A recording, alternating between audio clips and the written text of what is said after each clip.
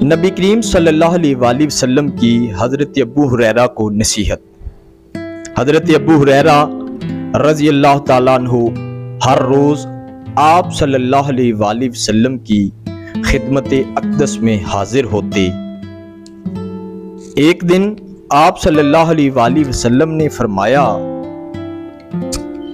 अबू हुरैरा एक दिन बीच कर आया करो, मोहब्बत बढ़ेगी। यानी हर रोज ना आया करो ताकि मोहब्बत में इजाफा हो। एक साहिबे दिल से लोगों ने पूछा कि सूरज की इस कदर खूबी होने के बावजूद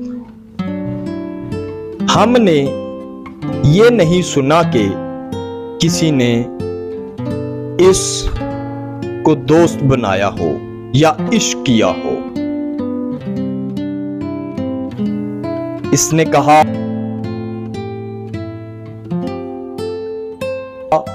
कि इसकी वजह यह है कि तुम इसे हर रोज देख सकते हो और मौसम सरमा में वो पर्दे में होता है और महबूब है।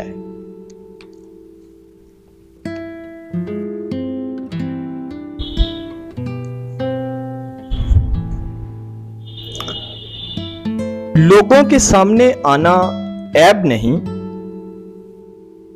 लेकिन ना कि इस कदर के बस कहने लगें। तुम खुद अपने आप को मलामत करना शुरू करो तो फिर किसी से मलामत सुनने में ना आएगी।